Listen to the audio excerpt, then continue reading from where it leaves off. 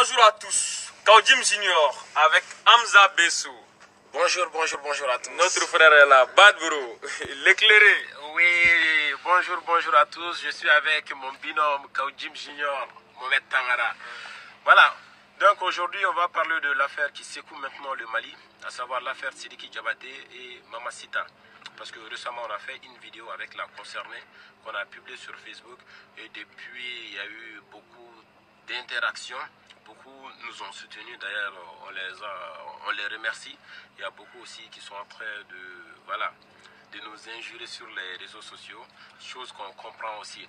Donc d'abord, on aimerait expliquer pourquoi nous sommes rentrés dans cette histoire, pourquoi nous avons pris cette histoire, pourquoi, bon, disons, on s'est approprié de cette histoire.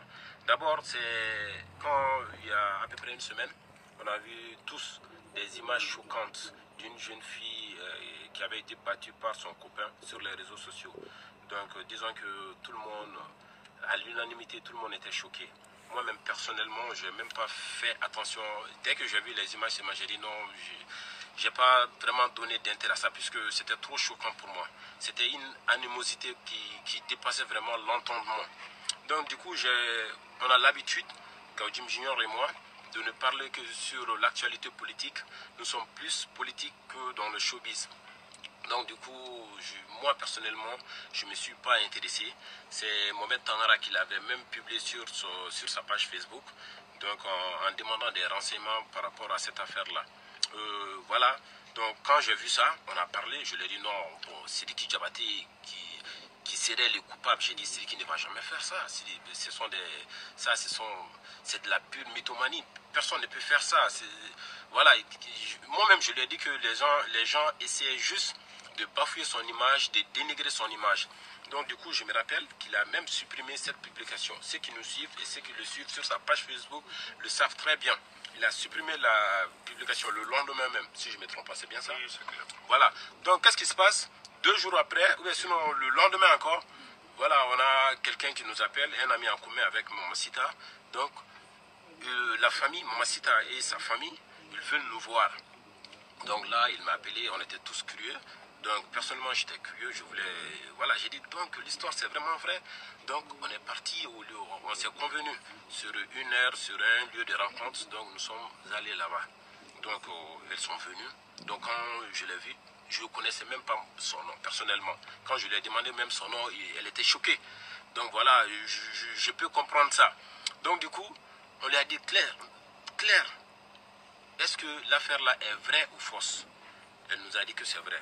Et puis on a répliqué en lui disant, personnellement on veut des preuves, puisqu'on n'imagine pas ce qu'il fait de telles atrocités.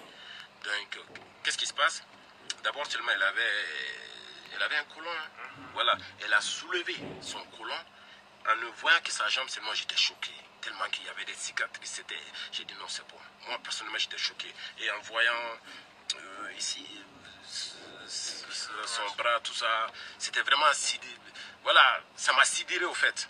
Donc du coup on dit ok, il n'y a pas de souci. Qu'est-ce qu'on peut faire pour vous maintenant? Qu'est-ce que vous voulez qu'on fasse pour vous? Donc Aya Fouaniana, un peu de Bambara aussi pour ceux qui nous écoutent.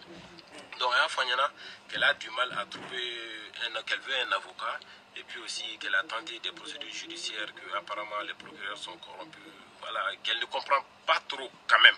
Donc on a dit ok, il n'y a pas de souci, vu que nous sommes un peu suivis sur les réseaux sociaux, on va rendre l'affaire publique et on va t'aider aussi à trouver un avocat. Donc ça c'est le bon sens qui demande ça. Donc d'abord on fait une vidéo, donc on va publier après. Donc on a fait une vidéo. Donc après, qu'est-ce qu'on a fait maintenant? Avant même de publier la vidéo, on a cherché à savoir maintenant. Là, ça nous a tiqué. On s'est vraiment posé des questions. Alors, c'est qui serait vraiment capable de faire de telles choses? Donc, on a demandé de gauche à droite. On a demandé aux amis en commun, aux amis qu'on a en commun avec l'intéressé même. Donc, franchement, c'était choquant puisque beaucoup même nous ont dit qu'ils ont même l'habitude de le voir frapper ses copines, que c'est du genre, que même s'il est en voyage, et qu'il y a, je sais pas, une querelle entre lui et une de ses copines, qu'il envoie ses amis chez la fille en question qui vont filmer la fille et ses amis vont tabasser la fille et que Sidiki Diabaté regarde ça. C'est genre un appel vidéo. Donc là, j'ai dit, mais c'est pas vrai. On a demandé à d'autres personnes qui nous ont dit, de sa famille même, qui nous ont dit que c'est du genre, quand il est en querelle avec sa fille, il est capable de les attacher et de le mettre dans le coffre de sa voiture. Là, déjà, c'était les comme j'ai dit, non, mais jamais il pourra faire ça. Et puis, les témoignages nous venaient de plus, on s'intéressait plus, d'autres témoignages nous venaient. Donc là, on s'est dit, ok, il n'y a pas de souci. On va publier la vidéo et tout ce qu'on peut faire pour vous, c'est, comme vous l'avez si bien dit, c'est vous aider à trouver un avocat, à entamer une procédure judiciaire. Et c'est ce qu'on a fait le lendemain.